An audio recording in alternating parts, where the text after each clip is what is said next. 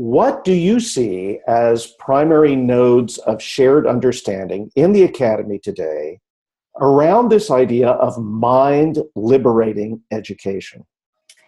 I think for many people, that very attractive idea of liberating the mind comes home in the classroom and within small communities that care about it. But I don't see that in any kind of principled or structured way, liberal education leaders have thought about using the web for a larger community.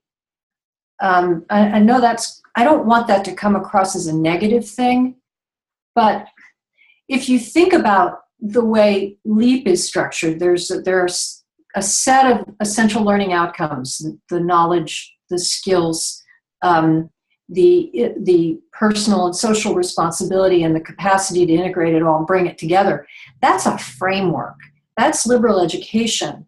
And it can actually be used to help you structure a network community. It can give you topics. It can give you shared values. It can give you ideas about diction and language, principles.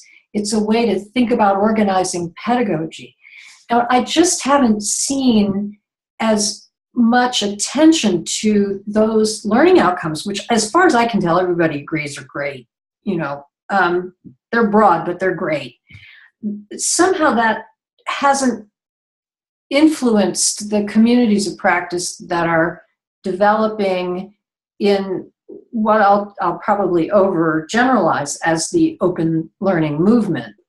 I don't see that kind of connection, maybe you call it cross-fertilization, between the web innovators and networkers and the people who are really working hard to develop frameworks for scaffolded learning for students, especially at broad access institutions. And you've looked at these processes for a long time. You've been an administrator. You've seen the difference that these frameworks make, the differences the frameworks don't make. I mean, to what extent do you think the Faculty Collaboratives Project has a larger ambition having to do with helping us rethink education as a whole for the 21st century? Well, I think that leadership networks can have some influence. And maybe these are just first steps, but we, through the work of LEAP States, and I think it's been improved through faculty collaboratives, we do have networks of people, actual educators of all types, tenured, tenurable, full-time instructors, part-time instructors in several states, and it's now pretty easy to communicate with them. And that, to me, is really important. We haven't necessarily done as well with communication as we might have with networked communication. So sharing, building larger communities of practice that are national, not federal, but national, where you can have active, engaged discussions by faculty from Kentucky and California, or Utah, North Dakota, Georgia. We've got 13 LEAP states, bringing them together and helping to sponsor a community of practice that communicates well, so that when you get some interesting ideas, you can feed them out and they go all over the place and people find it helpful. So just improving communication is a step toward, I think, leadership education. It's the first step in leadership education, where you can see people in Texas have this, LEAP Texas, it's its own entity, and they've got a very active listserv, and they use that listserv, and if somebody sends out a good story, it goes all over Texas. It just does. So a really good idea for assessment could go out that way. Something about inclusive excellence and emphasizing equity, that can go out that way. There's been a lot of recent work. Marianne Winkelness has been doing some of it on transparent assignment design. I've been very carefully trying to help another organization, NILOA, push that out. We did a YouTube video, and it's gone out to people. People have actually looked at it. And so I think it's more than sharing good practice. It's actually starting on a process of helping people learn together.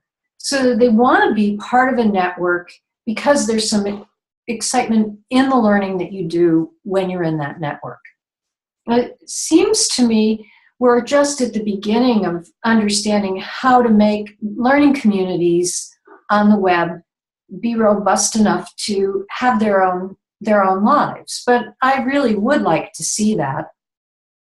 And I know AAC&U is interested in that and being part of it, but it shouldn't really run it. You know, a lot of the really great ideas always come from practitioners.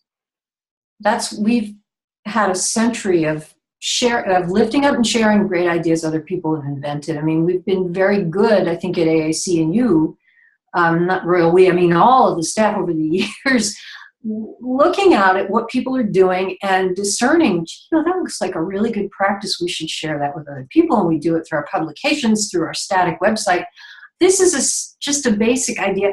Well, what if you make larger learning communities or communities of practice and have them web-enabled some way or another? You may get new forms of leadership emerging that are quite exciting, that can be very attractive to people who are advancing liberal education in all kinds of unexpected places. So that went on longer than I should have made it. But did that answer your question? It did indeed. And I'll ask you one more question, which is, as we go along through this open learning experience, what this course will become, we don't know, but we'll find out when we launch it in a few weeks. Could we check in with you every now and then, just with some more of these recordings? What are your thoughts? What are we learning? What are we not learning? Frankly, I find your tempered and unstoppable optimism a vital part. Oh, well, thank you. Of what all of this needs to run on. So it's great to hear your perspective. Well, I guess I would like to think of myself as a friendly curmudgeon, contrarian, but affectionate, not just cranky. I have been at this a long time. I know lots of people like me. I started teaching in 1971 in a middle school. And it was a reform-minded free school in Ithaca, New York, in 1971. So I came in on a wave of reform, and I've never stopped. I've had many reasons to be discouraged, but if I've learned anything over these decades, I hope that I can speak plainly and compassionately when I see people who are trying to take risks and experiment and move us all beyond for the good of our wonderful students and our future faculty. Then I'd like to be plain spoken about it. So I'd be happy to do that, and will do my best to be blunt but helpful. We can ask for no more. Great. Thank you very much. Well, thank you, Gardner.